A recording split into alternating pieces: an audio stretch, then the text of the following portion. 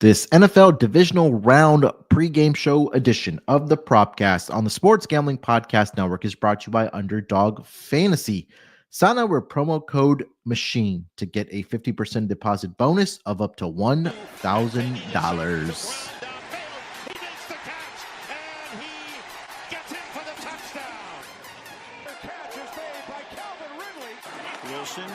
He throws deep downfield. It's going to be caught by Metcalf. Welcome, everyone, to the Propcast NFL Sunday Playoffs Divisional Round pre-game show. Get you guys all caught up with our latest player props. We'll give you our touchdown scores, put together a little parlay for you guys as well, and get you guys ready for the two final games of the divisional round. It's going to be a good week. Or sorry, I should say good day. We got the Eagles and Rams in the early window, and then we'll wrap it up on Sunday night between the Bills and the Ravens. But joining me here, of course, here to help me break everything down for the two games happening on Sunday. You guys know as voice of the MLB Gambling Podcast, NBA Gambling Podcast, and of course here on the Propcast. Got my guy here with me. It's Lonte Smith. Lonte, what's going on, brother? How you doing? Pretty good, man. Not too bad. Good action last night, so hopefully we can carry that over into this day. I'm thinking about the weekend as well, so yeah. Hopefully we can carry it over to today, man, and we get some good quality matchups. Yesterday was pretty good, just from an eye test perspective of what you would want to see in a playoff game. So yeah, I hope we continue to get it. Got two great games, four great teams, so I'm looking forward to it. Yeah, Chiefs get the job done. It's kind of tough to win when we were playing 14-11 out there. But the Texans, unfortunately, going home. Mahomes and the Chiefs punched their ticket to the AFC Conference Championship game. They'll await the winner of course, like I mentioned, the Bills and the Ravens tonight. And I think we all thought at least one of these teams was going to pull off the upset from these big spreads here, or at least a spread out touchdown or more. Ended up being the Washington Commanders. Just an impressive victory last night by the Commanders, 45-31. And I think the one thing that was a huge question mark for the Detroit Lions, I'll say, was going to be their defense. And I know they were dealing with a lot of injuries. Obviously, no Aiden Hutchinson. Anzalone had missed some time, but obviously he did play yesterday. But the life of me, Lonte, I don't know if you can change my mind, or maybe not change my mind, but tell me why. When I started seeing Aaron Glenn's name circulating in head coaching interviews, I just didn't understand why. Just because the defense had been really, really atrocious throughout the season. Look, I know injuries are a part of the game, but you as great as the offense has been and was during the regular season for this Detroit Lions team, for you to throw, a couple interceptions yesterday between Jared Goff, whatever JMO decided to throw there, and idiotic. I just didn't understand that play call. I mean, you had a slimmer of a chance even at that point, but there was no reason for you to even, call that trick play. I know you're trying to get the home run play and save some time and score a touchdown, but I just didn't understand it there. But I think you got to give a lot of credit to the Washington Commanders and Jaden Daniels. Just so poised, just didn't seem rattled at all, just commanding the offense, finding his receivers. And look, they're headed to the NFC championship game, but that was a very, very impressive win for the Commanders yesterday. Yeah, I agree, man. I think it's just I think what people sometimes forget about Jaden Daniels is that he's not one of these younger guys who only played, or started college football like 2 years. Like, he actually played like 5 years. He was at Arizona. He was at Arizona State with what's my guy's name? With Brandon Ayuk. Like, he was there on that team. Yeah. And then he went to LSU and played under some good, as we can see, he played with some great talent, obviously with neighbors, Brian Thomas. And I think that kind of not negated, but I mean, he still went number 2, but that kind of put a little pause in, okay, can he do this without, the NFL talent on the outside and the NFL type of offensive line? I think he had Will Campbell and a lot of those other guys who are going to be drafted this year. So I think people forget. I think his poise comes from him just playing a lot of football. I mean, he just played a ton of football. And if this was obviously if this was the NBA, and it's not, he would probably be ridiculed for that. But I think that's something that other teams should look at. The more football you play, the more accustomed you are to certain situations. Obviously playing in the SEC, which is, viewed by many to be, one of the better like NFL type of conferences, you would say, Sure. if you had to, put a grade on it from that perspective. But yeah, overall, man, I thought that you give credit to the Commanders for what they did. Cliff Kingsbury, great game plan offensively. They executed. Dan Campbell, not Dan, yeah, Dan Campbell. I thought the coaching staff did a bad job. I mean, I know Goff turned it over, but I thought the coaching staff did a bad job in certain situations because, like you said, they were down 10. It was like, what, 10 minutes left, 11 minutes left in the game? Yeah, really no need for that trick play. And then you have, which is so atrocious, you have 12 people on the field when you're probably going to get off the field. You'll go down one possession, you're down 6 with a ton of time left. Yeah. Like, so I know Goff played bad. I know the defense played bad. But again, they still have opportunities to win. And I feel like that came back to haunt them. I mean, just coaching. And I mean, Goff, he played bad. Cool. But I still think despite that, they had a chance to win the game. And I think the coaching staff kind of took that away from them as well. Yeah. Yeah, I think despite like how bad Jared Goff was with the interceptions, Jahmyr Gibbs had a fantastic game for the Detroit Lions offense. And it's what you mentioned, right? There's a couple key plays that stand out when you talk about what transpired for the Lions last night. Number one, I think, was the interception right before the half that Jared Goff threw. Yeah.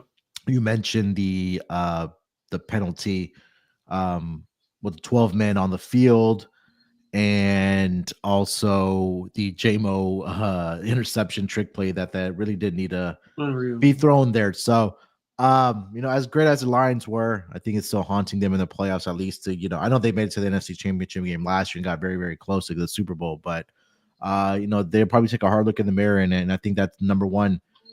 The focus is going to be improving the defense drastically if they want a chance to, get to the Super Bowl. But we'll turn the page here, Lonte, and we'll get over to the games here for the Sunday card. We'll start here. We'll just go chronological order. Of course, the first game is going to be between the LA Rams. They are visiting the Philadelphia Eagles in this game. Eagles out to a 7-point favorite now in this game with a total of 43.5. We'll get the side in total if you have any on that before. Well, let's do the props first, then we'll get anything on the side of total if you have anything. But any props you're looking at in this game? Yeah, I got a few, quite a few.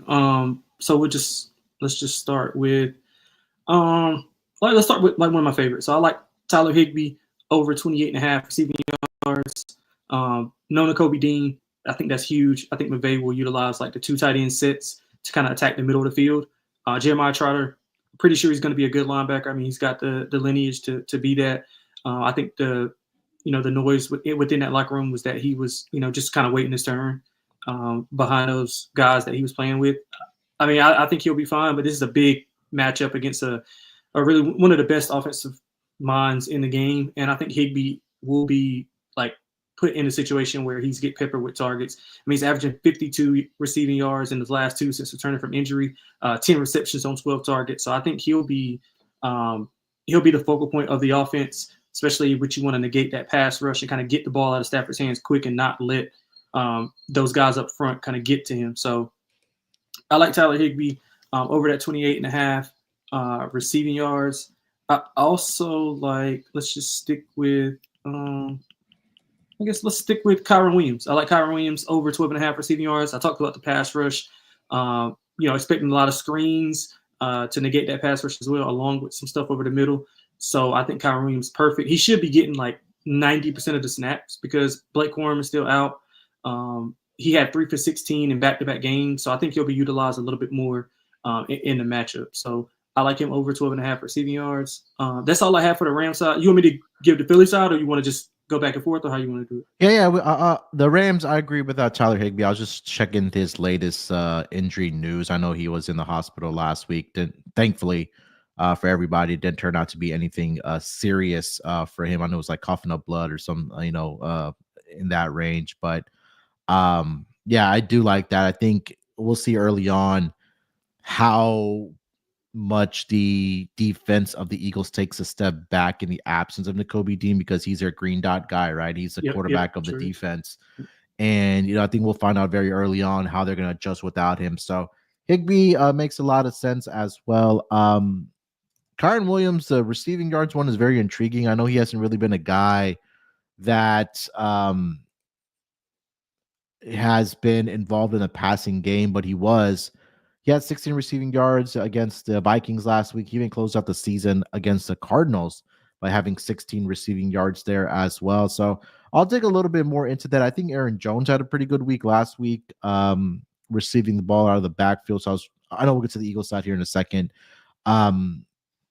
I just want to see how Josh Jacobs did out of the backfield. If they had any guys last week, did the Packers out of the backfield? I know he ran well. Jacobs, yeah, he ran very well last week. Let me see here. So, yeah, Jacobs had 40 receiving yards last week on 3 targets. So, even Emmanuel Wilson, their backup running back, had a reception of 23 yards there as well. So, I think we know that he's going to get bulk of the carries there, Kyron Williams. So, I like that with you there.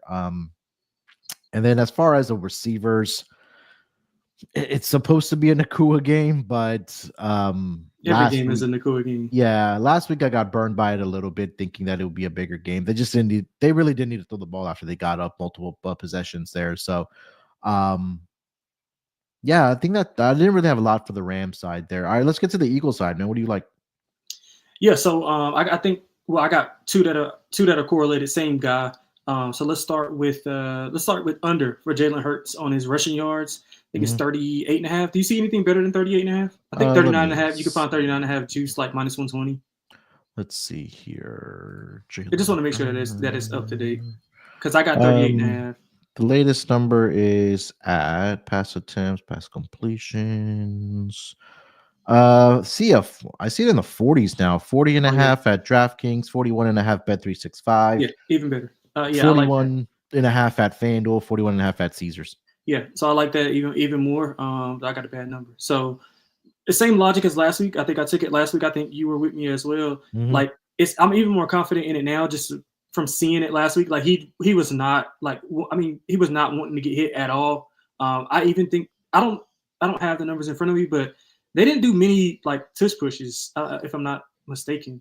And I don't think they did either. Yeah, I think if it would have been, it probably would have been like Goddard getting under center and maybe pushing him. But I don't even see. I think last week Jalen Hurts only had 6 attempts for 36 yards. And none of those were designed. Maybe one of them was designed. I think on like a 3rd and like 3, but no design runs like that. He's just like it was off of scrambles, which is fine. But I just don't think he'll like want to run because one hit and it could change. It could change Philly's season. So he clearly was not trying to take off with those few design runs. And he had 39 in the first meeting, and that was when he was fully healthy. So I do think that he'll be a little bit less reluctant to kind of run. So I'm liking under that 40.5. Like I would play it all the way down to 38.5. But I do like that. But on the flip side, I do like his passing yards. So his passing yards are all over the place. I see as low as 195, as high as like 201. We'll just split the difference. Not 197.5. Ram secondary can definitely be had. Since the bye week, if we just go off of some of the quarterbacks that they face, Darnold 245. That was game script, but he had 240 in week 8. Geno 364. He had 223 in week 18, which you don't really take that into consideration because the Rams weren't playing any starters.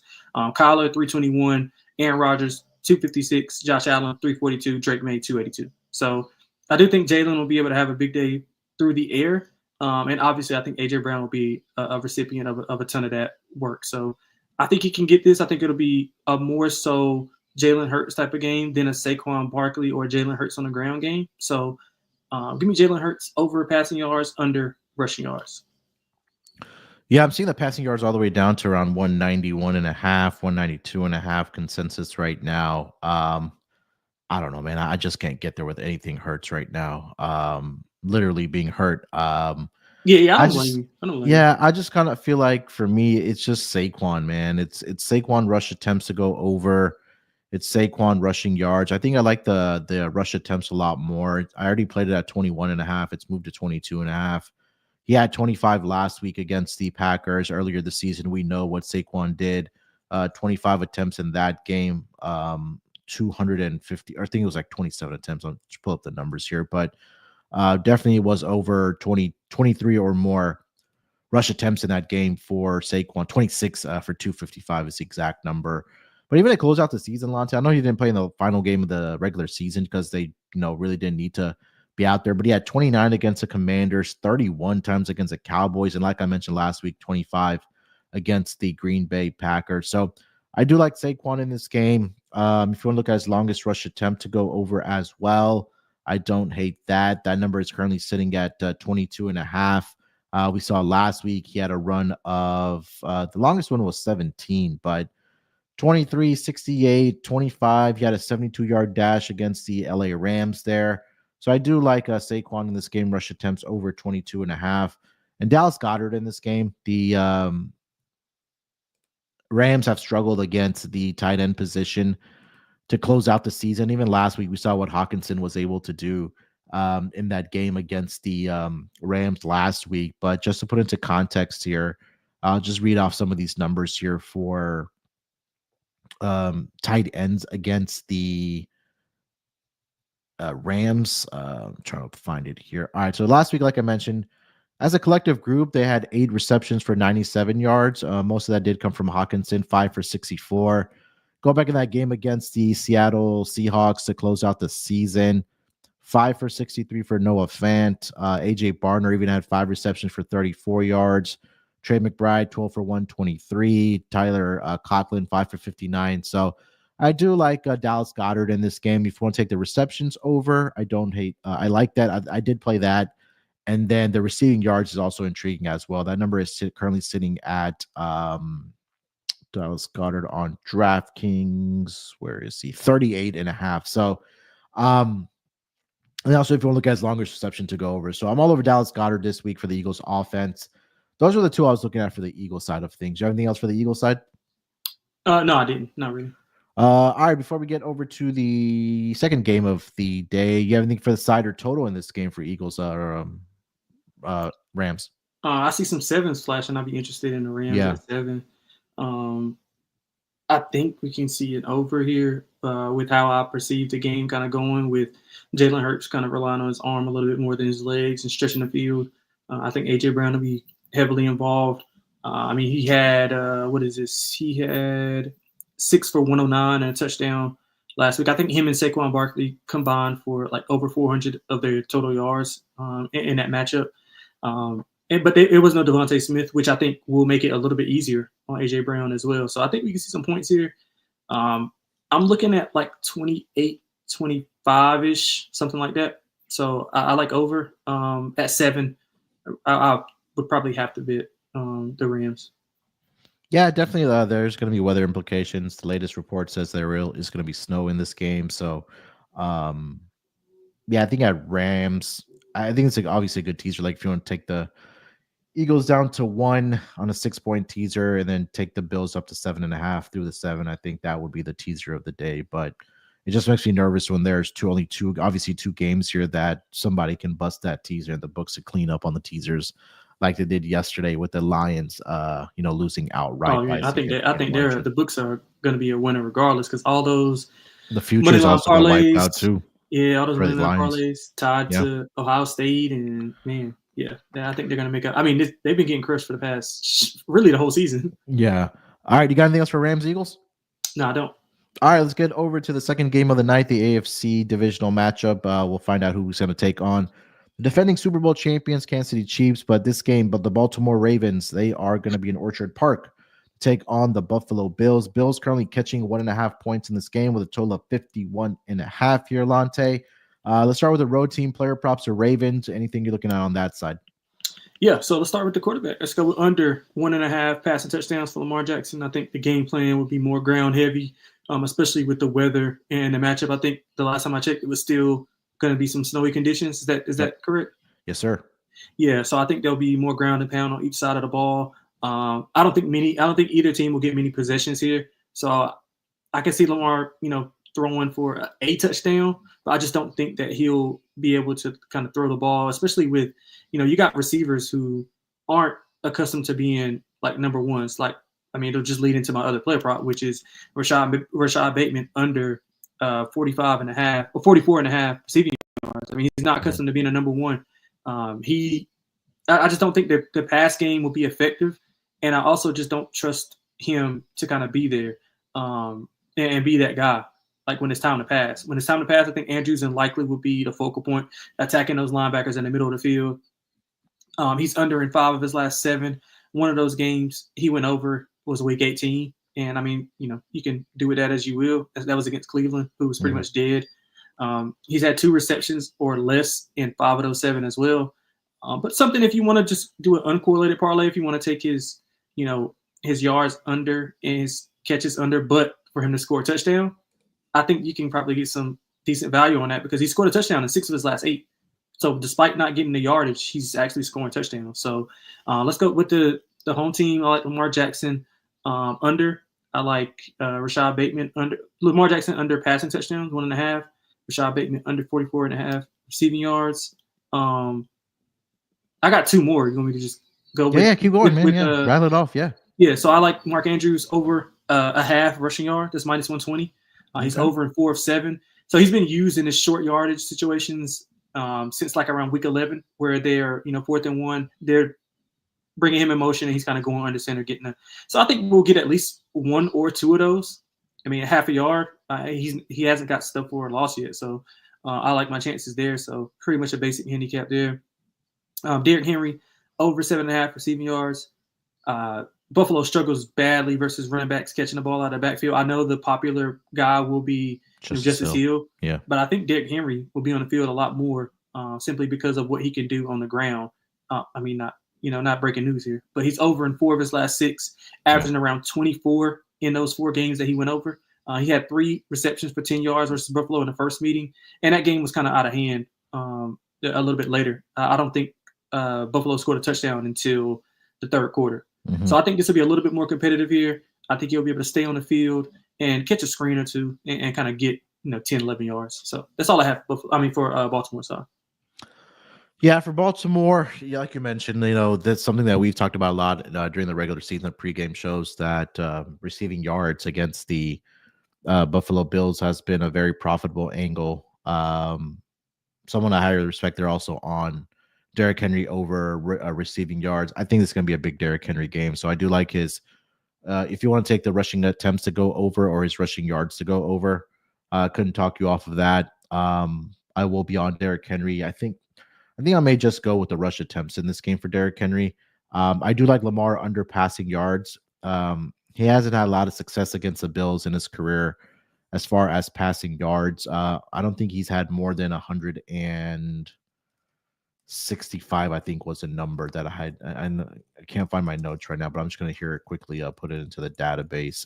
So 3 career games he's actually started against the Buffalo Bills: 145, 144, 156. So that just makes me think. And again, these 2 teams did match up earlier this season, like you mentioned, and it was a 35-10 victory there for the Baltimore Ravens. And Lamar in that game, 156. Did have 2 passing touchdowns, but it was a King Henry show in that game. 24 attempts, 199 yards.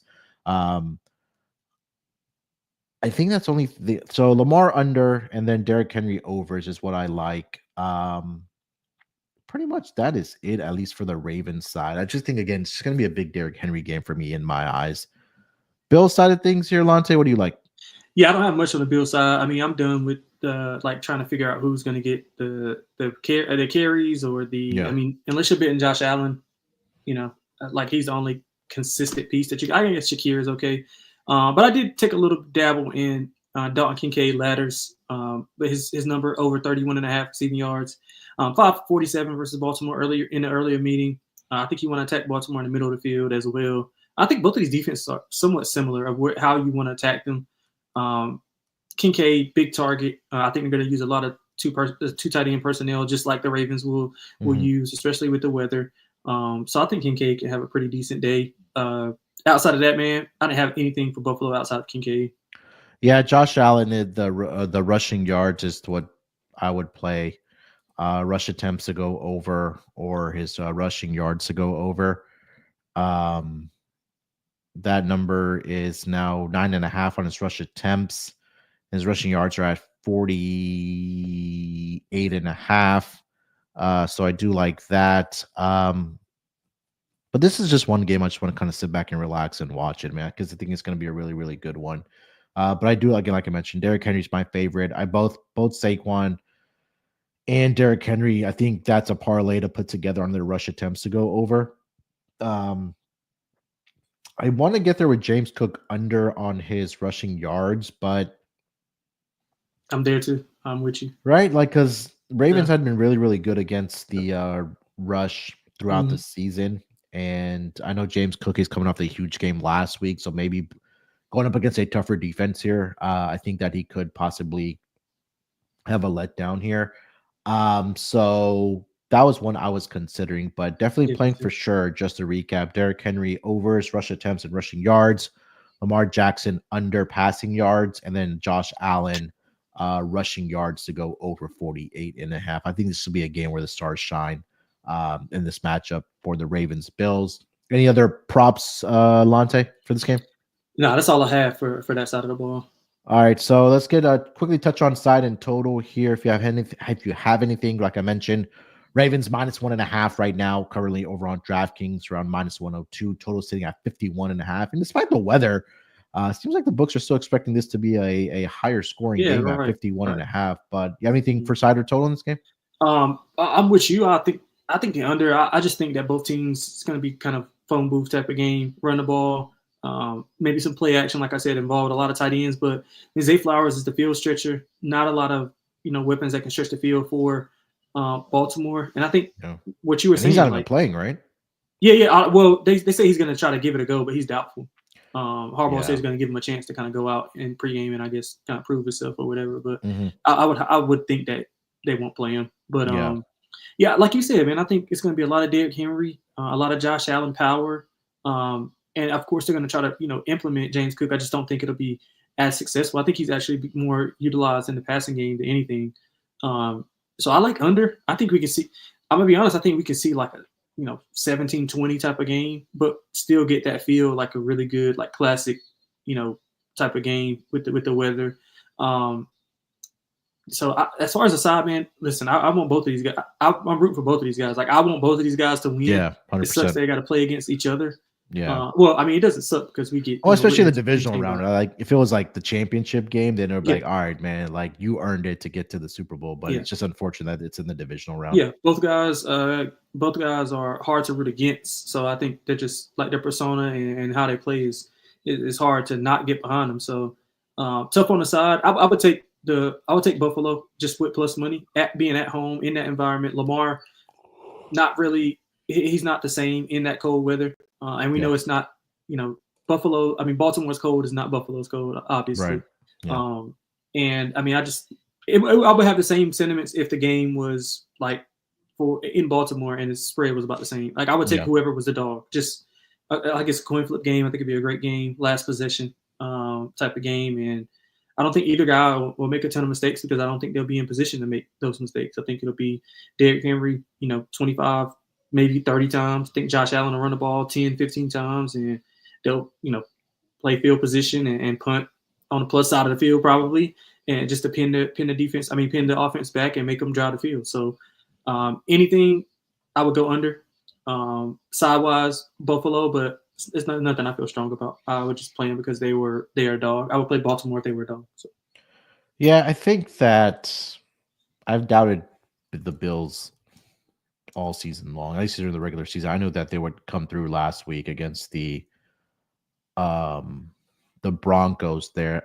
I just feel like that the addition of Derrick Henry, it's really what's making the difference for me in this game. And I think that, again, that's why I really like Derrick Henry. Something similar to Saquon, right? Like that's a huge reason why the Eagles brought over Saquon is for these type of moments and these types of games. And I think that those two guys are really going to shine here today. So gun to my head, I'd go with the Ravens here. But again, would I be shocked if the Bills pull this one out? Absolutely not. So take that for what it's worth.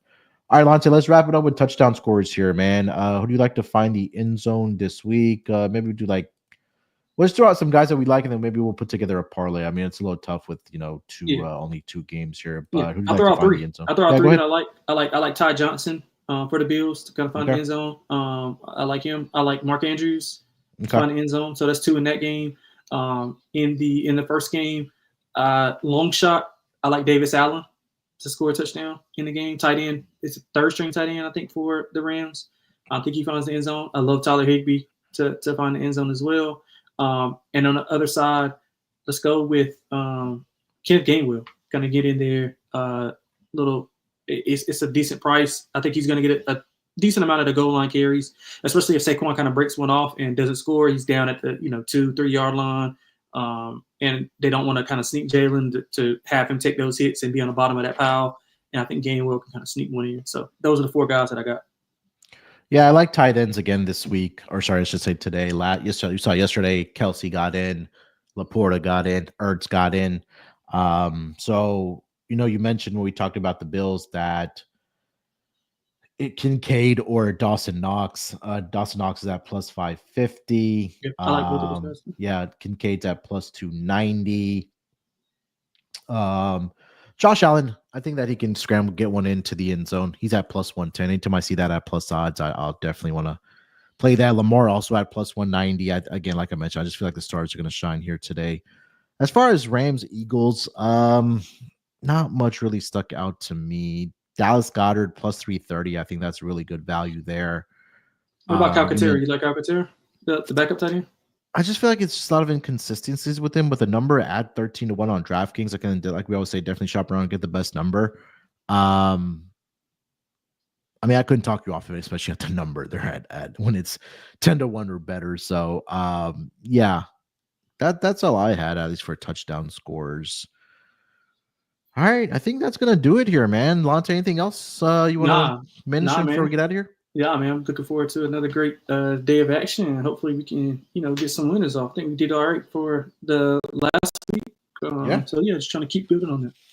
Yeah, we got about less than an hour till kickoff. I know Sean and Kramer are about to go live for their pregame show. I'm sure Sean will have a million Eagles props in a little bit, see what he likes. But I did mention, or I messaged him last week and asked him, hey, this is a Saquon over 21.5 rush attempts. He's like, yeah, this is what they've been rested him for last week and saving him for us. And lo and behold, he did have 25 last week. So that one did get to the window for me. So if you guys are watching here, maybe if you want to get over to Sean and Kramer on the Sports Gambling Podcast YouTube page, or I think they should be going live very, very momentarily if they haven't already.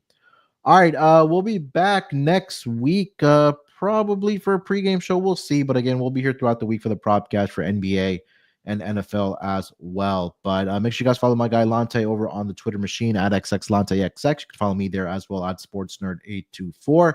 Till then, good luck with your bets here today. Enjoy the games, and always remember to let it ride.